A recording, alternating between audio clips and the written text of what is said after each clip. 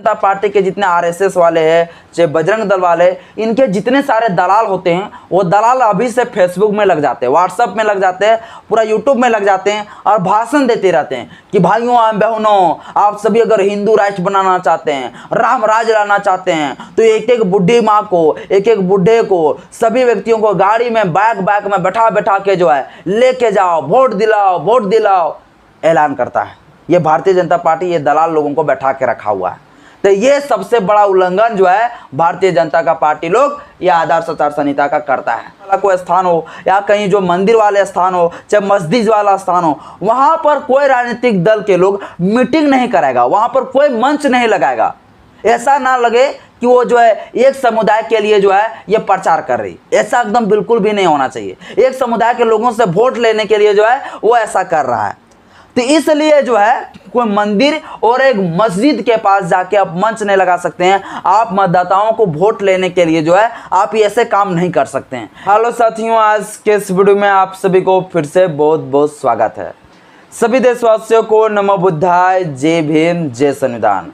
साथियों, हाल ही में हमारे देश के चुनाव आयोग के मुख्य चुनाव आयुक्त राजीव कुमार जी के द्वारा 2024 का जो लोकसभा का चुनाव होने वाले हैं वो कितने तारीख से होंगे और कितने फेज में होंगे, इसके लिए घोषणा कर दिए गए हैं, जारी कर दिए गए हैं। अब साथियों, आपके जानकारी के लिए मैं बता दूं, जिस दिन ये घोषणा किए जाते हैं, जिस दिन ये जारी किए जाते हैं कि इतना तारीख से इतना फेज में चुनाव होने वाले हैं, उसी दिन से जो है देश में लागू हो जाता है आदर्श आचार संहिता। तो आज के इस वीडियो में आपको बताएंगे कि आदर्श आचार संहिता होता क्या है, ये किस प्रकार से काम करता है, किस तरह से ये राजनीतिक दलों के लिए पॉलिसी बनाता है, और साथ ही साथ हम जानेंगे कि हमारे देश का जो माननीय प्रधानमंत्री नरेंद्र मोदी जी है, ये किस प्रकार से जो है आदर्श आचार संहिता का जो धज्जियां उड़ा रहे हैं, उल्लंघन कर रहे हैं, हमारा देश का संविधान को खत्म कर रहे हैं, ये मर्डर कर रहे हैं।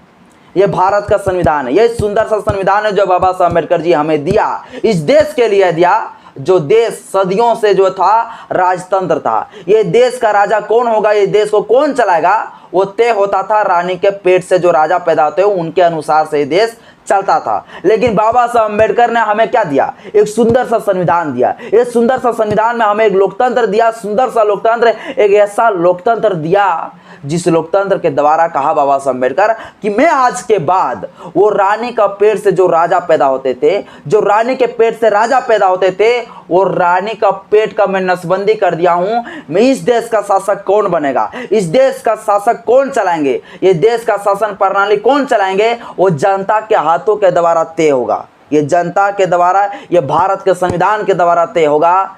बाबा साहब अम्बेडकर ने हमें यह संविधान दिया है, ये सुंदर सा संविधान दिया है। ये सुंदर सा संविधान का ही उपयोग करके प्रधानमंत्री नरेंद्र मोदी जी कुर्सी में बैठा है और वही जो इस देश का संविधान को खत्म करते जा रहे हैं, इस संविधान को मर्डर करते जा रहे हैं, ताकि वो दोबारा जो है चुनाव कराने के लिए कोई आवश्यकता ना पड़े। हम राजा के तरह हमेशा के लिए अमर हो जाए, भारतीय जनता पार्टी का सत्ता जीवन भर के लिए रह जाए, यही मोदी जी चाहता है। साथियों, खैर चलिए आपको बताते हैं आदर्श आचार संहिता होता क्या है और मोदी जी किस प्रकार से यह आदर्श आचार संहिता का उल्लंघन करते जा रहे हैं। बस वीडियो को शुरू से लेकर अंत तक जरूर देखें। वीडियो अच्छा लगे तो लाइक करें, चैनल में पहली बार आए तो चैनल को सब्सक्राइब कर लीजिएगा, बेल आइकन पर प्रेस करें ताकि जब भी वीडियो अपलोड करूं आपके पास तक नोटिफिकेशन मिलता रहे। साथियों, आदर्श आचार संहिता इसे क्या कहते हैं इंग्लिश में, इसको इंग्लिश में कहा जाता है model code of conduct. Model code of conduct के नाम से इसे जाने जाते हैं। यह आदर्श आचार संहिता जो है एक पॉलिसी है, यह एक रूल है, यह एक नियम है, यह कोई जो है कानूनी मान्यता इसका प्राप्त नहीं है। यह केरल के राज्य के जो प्रशासन है उनके द्वारा जो है देश का संविधान को मजबूत बनाने के लिए, देश का लोकतंत्र को जो मजबूत बनाने के लिए यह पॉलिसी बनाए गए थे। ये केरल राज्य के प्रशासनों के द्वारा राजनीतिक दलों के साथ मिलकर ये नियम बनाए गए थे साथियों। और इसलिए जो है सबसे पहले 1960 में केरल में जो है यह विधानसभा का जो चुनाव हो रहे थे केरल में, वहां पर सबसे पहले जो है आदर्श आचार संहिता का लागू किया गया और इसके द्वारा ही वहां पर चुनाव करवाए गए। उनके द्वारा ही जो है ये चुनाव कराएंगे। इनका मेन मकसद क्या है? इनका मेन मकसद क्या होता है आदर्श आचार संहिता का? आदर्श आचार संहिता का मेन मकसद होता है कि देश की जितने सारी राजनीतिक पार्टियां हैं उनके लिए जो है फ्री एंड फेयर इलेक्शन हो, फ्री एंड फेयर चुनाव हो। फ्री एंड फेयर क्या होता है? फ्री एंड फेयर का मतलब, फ्री एंड फेयर का हिंदी होता है स्वतंत्र और निष्पक्ष, यानी स्वतंत्र और निष्पक्ष चुनाव हो। स्वतंत्र और निष्पक्ष चुनाव का मतलब यह होता है कि जितने सारी राजनीतिक पार्टियां हैं उन सभी राजनीतिक दलों के लिए जो भी नियम होगा, जो भी नियम कंडक्ट जो होगी वो सभी के लिए इक्वल होगा, सभी के लिए समान होगा। मोदी जी अगर सत्ता में है तो मोदी जी के लिए स्पेशल नियम नहीं होगा, और जो है एक विपक्षी दल का अगर नेता है तो उनके लिए भी जो है अलग सा जो है नियम नहीं होगा। यानी सभी के लिए जो चुनाव कराने की जो प्रक्रिया होगी वो सबके लिए बराबर होगा। इसी को कहा गया फ्री एंड फेयर। क्या देश में फ्री एंड फेयर काम कर रहा है? तो बिल्कुल भी नहीं कर रहा है। कैसे नहीं काम कर रहा है, सब कुछ आज के इस वीडियो में बताऊंगा। साथियों 1962 में सबसे पहले ये आदर्श आचार संहिता के बारे में लोकसभा को पता चला, और इसके बाद जब लोकसभा का चुनाव होने लगे इसके बाद इसी आदर्श आचार संहिता का प्रयोग किए जाने लगे। 1991 में बहुत ज्यादा जो है इस आदर्श आचार संहिता का जो उल्लंघन हुआ था। 1991 के बाद पूरा स्ट्रॉन्ग जो है इस आदर्श आचार संहिता को बना दिया गया। अब आदर्श आचार संहिता जो है जब मोदी जी का सरकार 2014 में आया है, इसके बाद और आदर्श आचार संहिता खत्म हो चुका है, पूरा मर्डर हो चुका है, देश का संविधान खत्म, तो आदर्श आचार संहिता कहां से बचेगा भाई? वो भी खत्म हो चुका है। अब क्या देश में आदर्श आचार संहिता है? क्या ये आदर्श आचार संहिता फ्री एंड फेयर करवाती है चुनाव? नहीं करवाती, बिल्कुल नहीं। देखिए पहले एक बात क्या करता है आदर्श आचार संहिता, क्या कहना है, किस प्रकार से ये चुनाव कराना चाहता है? मैं आपको बता दिया, फ्री और फेयर चुनाव कराना चाहता है, फ्री एंड फेयर, निष्पक्ष और स्वतंत्र रूप से ये चुनाव कराना चाहते हैं, जो फिलहाल वर्तमान समय में ये है ही नहीं, ये बिल्कुल लागू नहीं है। फ्री एंड फेयर तो बिल्कुल नहीं है लागू। दल या कैंडिडेट, जो भी राजनीतिक दल है या उसका जो भी जो है नेता है, कोई भी ऐसी गतिविधियां नहीं करेगी जो जाति के आधार पर कोई मतभेद कराता हो। आप कहीं चले जाएंगे मंत्री लोग और जाति के आधार पर वोट मांगने लगेंगे। ऐसा वहां होगा कि जाति के आधार पर जो है दो समुदाय के बीच में दंगा हो जाएगा। अब ऐसा जो है कोई गतिविधियां जो है नहीं करेगी, कोई भी कैंडिडेट नहीं करेगा, कोई राजनीतिक दल ऐसी गतिविधियां नहीं उठाएगा, यह आदर्श आचार संहिता कहता है। आगे क्या कहता है? दल और नेता किसी भी दूसरे दलों को निजी जिंदगी पर सवाल नहीं उठाएंगे। कोई भी राजनीतिक दल का कोई भी नेता हो, वो राजनीतिक नेता जो है एक दूसरे राजनीतिक दल के नेता के बारे में, को उसके निजी जिंदगी के बारे में कोई सवाल नहीं उठाएंगे, उनके बारे कोई भी जो है चुगली नहीं करेंगे। मोटा मोटी समझ, उनके ऊपर जो है निजी जीवन से जुड़ा हुआ, निजी जीवन मतलब क्या हो गया? मान लीजिए मोदी जी कहीं पर जा रहा है, तो मोदी जी कहीं गया है, अपना ससुराल गए हुए हैं। ससुराल इसका कहाँ है आप लोग भली भांति जानते हैं। तो ससुराल मान लो गए हुए हो, में थोड़ा मस्ती हो गया साली उली के साथ। अब भैया उनका निजी जिंदगी में घुस जा गए कि मोदी जी देखो मस्ती कर रहे थे वहां पर। तो ये निजी जिंदगी के ऊपर जो है कोई राजनीतिक दल के लोग जो है कहीं भी स्पीच में जो है, कहीं भी हट स्पीच जो है स्टेज में नहीं दे सकते हैं। किसी भी राजनीतिक दल के नेता के बारे में आप उसके निजी जिंदगी में वो क्या कर रहे हैं, क्या खा रहे हैं, कौन सा होटल जा रहे हैं, कहाँ मस्ती कर रहे हैं, तो ये निजी जिंदगी के ऊपर आप सवाल नहीं उठा सकते हैं। ये आदर्श आचार संहिता कहता है। ठीक है, आगे क्या कहता समझिए। आगे ये कहता है, आगे क्या कहता? आगे कहता है कि मंदिर मस्जिद का ऐलान नहीं करेगा। कोई भी राजनीतिक दल है, वो राजनीतिक दल कहीं भी वोट ये कह के नहीं मांगेगा कि हम आपके लिए मंदिर बना देंगे, हम आपके लिए मस्जिद बना लेंगे। लेकिन ये सबसे बड़ा कौन करता है ऐसा ऐलान? तो ये ऐलान करता है मोदी जी। ये ऐलान सबसे ज़्यादा कहता है कि हम आपके लिए राम मंदिर लाएंगे, आपके लिए संतोषी मंदिर लाएंगे, आपके लिए कद्दू मंदिर लाएंगे, चाहे जो भी हो। ये सारे मंदिर के लिए जो है वोट मांगने का काम कौन कर रहा है? तो सबसे ज़्यादा काम कर रहा है मोदी जी। तो क्या ये फ्री एंड फेयर है? तो आप अनुमान लगा सकते हैं ये बिल्कुल ही फ्री एंड फेयर नहीं है। मोदी जी जानता है कि ये फ्री एंड फेयर जब आ जाएगा भैया, ये चुनाव आयोग के द्वारा जब ये लागू हो जाएंगे तो राम मंदिर का उद्घाटन नहीं कर पाएंगे। इसके लिए जल्दी जल्दी 1 महीना पहले कर दिया, समझे कि नहीं? लेकिन फिर भी मोदी जी मंदिर की बात तो करने छोड़ेंगे नहीं, क्योंकि इसका डीएनए में, इनका जुबान से वही निकलते रहता है मंदिर मंदिर, भगवान भगवान। तो इसका राजनीतिक जो मेन एजेंडा है वो मंदिरें हैं। तो इनका ये जो फ्री एंड फेयर पूरी तरह से चौपट कर दिया। आगे क्या लिखा गया देखिए, आगे क्या गया? आगे कहा गया पूजा स्थान पर कोई मंच के रूप में स्थान नहीं करे। यानी देखिए कोई भी पूजा स्थान हो, वो पूजा स्थान के पास या मंदिर वाला कोई स्थान हो, चाहे मस्जिद वाला स्थान हो, वहां पर कोई राजनीतिक दल के लोग मीटिंग नहीं कराएगा, वहां पर कोई मंच नहीं लगाएगा।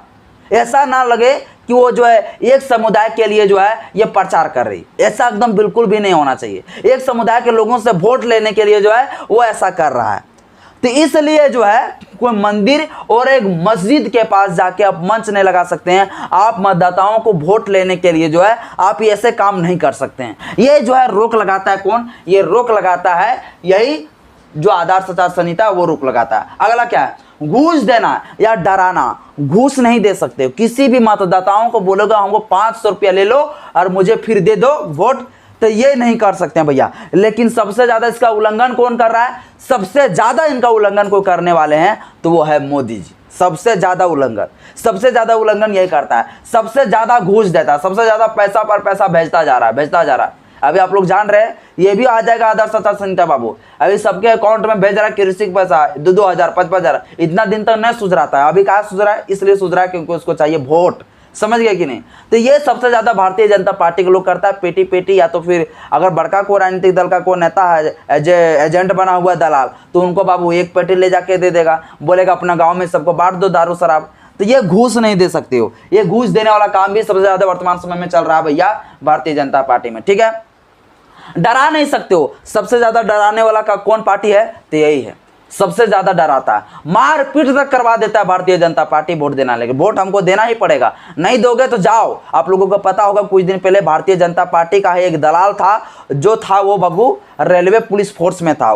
रेलवे पुलिस फोर्स के व्यक्ति के द्वारा वो एक जो है मुसलमान व्यक्ति को रेलवे में मार दिया गया था गोली। क्या क्या पता है ना कि भारतीय जनता पार्टी को अगर मुसलमान वोट नहीं देगा ना तो मार देंगे गोली। और यही इस तरह से जो है गोली से मार दिया था, वो भी ट्रेन वाला आरपीएफ जवान था जो मार दिया था। तो सबसे ज्यादा भारतीय जनता पार्टी में ये जो है डराने वाला काम चलता है कि भारतीय जनता पार्टी को वोट देना ही पड़ेगा। तो ये साथियों भारतीय जनता पार्टी में बहुत ज्यादा चलता है। घूस देना, डराना और फर्जी मतदाताओं को लाकर वोट नहीं दिला सकते हो।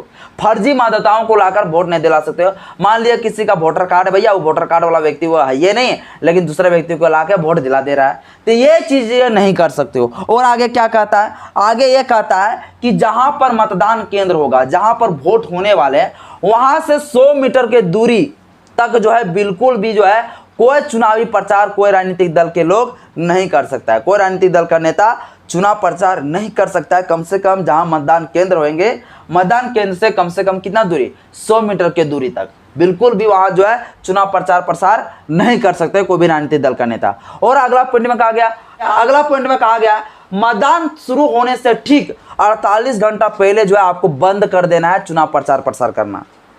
और ये क्या करते हैं भारतीय जनता पार्टी के लोग? ये तो भैया चुनाव हो रहा है भैया, कतनो हो रहा है चुनाव, लेकिन ये प्रचार प्रसार करना, सभा करना छोड़ता ही नहीं है। तो ये 48 घंटा पहले जो है भैया चुनाव का प्रचार प्रसार करना बंद कर देना होगा। जिस दिन जहां पर चुनाव होने वाले हैं उससे 48 घंटा पहले ही जो है आपको चुनाव प्रचार प्रसार बंद करना होगा। इसके बाद अगला क्या लिखा हुआ है? अगला ये लिखा हुआ है कि मतदाताओं को केंद्र तक ले जाना मना रहेगा भैया।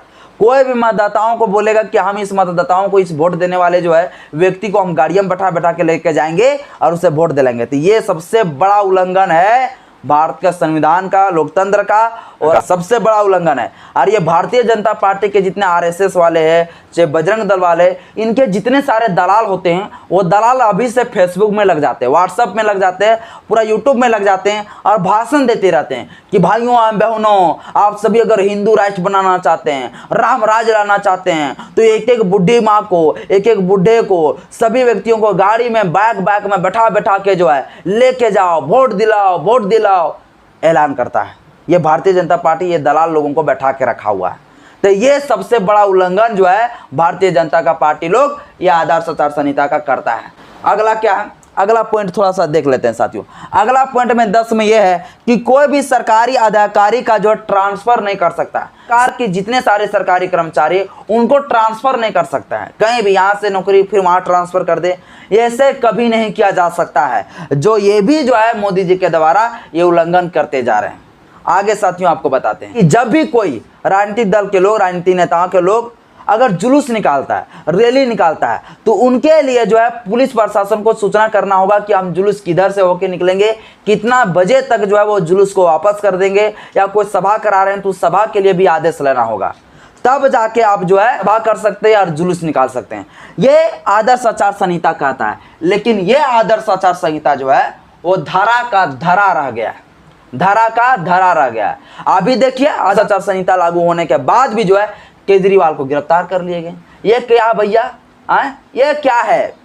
यानी जितने सारे नियम है, ये नियम और कानून सिर्फ जो है सारे नियम है, जितने सारे कानून है, ये सभी जो है विपक्ष दल के नेताओं के ऊपर लागू होता है। ये सत्ता पक्ष के सरकार के ऊपर लागू नहीं हो रहा है। ये जितने सारे में बताया, ये सभी में से 1% भी जो है भारतीय जनता पार्टी के लोग ये लागू नहीं मानता है, नहीं मानता। ये जितने सारे पॉलिसी, ये जितने सारे नियम है, ये सभी नियम जो है मोदी डायरेक्ट खारिज करता है, मोदी डायरेक्ट इसका जो है उल्लंघन करता है, विरोध करता है। और ये आदर्श आचार संहिता साथियों कहता है कि इसके द्वारा निष्पक्ष चुनाव होगा, तो इससे बिल्कुल निष्पक्ष चुनाव होने वाला नहीं है। इस सब कुछ जो है चुनाव आयोग ही जो है मोदी जी का ससुराल बन चुका है, आपको पता नहीं है। जहां पर ईवीएम मशीन बनता है वहां भारतीय जनता पार्टी का 4-4 ठो दलाल बैठा हुआ है, 4-4 ठो, 1-2 नहीं 4-4 ठो बना बैठा हुआ है, वो भी डायरेक्टर पद में, सबसे बड़का पद में। और उसमें और उस मशीन में ऐसा सेट कर देते हैं कि जितने सारे आप वोट दीजिए ईवीएम के माध्यम से कम 60% वोट तो भारतीय जनता पार्टी का ही जाएगा। मैं इस बात को खुलेआम कह देता हूँ, ये ईवीएम के द्वारा जो चुनाव होने वाले हैं, ये ईवीएम के द्वारा सबसे बड़ा जो हमारा संविधान का और ये लोकतंत्र का, हमारा संविधान का मर्डर है। ईवीएम से चुनाव होना ही नहीं चाहिए। हमारे देश के मूल निवासी भाई लोग बड़े ही जोर शोर से ये ईवीएम हटाने के लिए आंदोलन चलाएं, उसके लिए मैं आप सभी को धन्यवाद कहता हूँ, शुक्रिया अदा का पात्र हैं आप। लेकिन जो विपक्ष दल के जो बड़का नेता बनने जाते हैं, कांग्रेस बड़का नेता है राहुल गांधी जी, कांग्रेस वाले, एसपी वाले, बीएसपी वाले, ये सभी लोग जो है इस आंदोलन में भाग लेते हुए नहीं दिखाई पड़ा। इसलिए न चुनाव आयोग जी हिला, न सुप्रीम कोर्ट हिला और न ही मोदी जी हिला, कोई प्रभाव नहीं पड़ा। और साथियों 55 लाख ईवीएम मशीन का प्रयोग किए जाएंगे और इस बार चुनाव होने वाला है। बाकी बात आज के इस वीडियो में इतना ही। आज के इस वीडियो में मैंने बताया कि आदर्श आचार संहिता क्या होता है। वीडियो अच्छा लगे तो लाइक करें, चैनल में पहली बार आए तो चैनल को सब्सक्राइब कर लीजिए, बेल आइकन में प्रेस करें। जय भीम, जय भारत।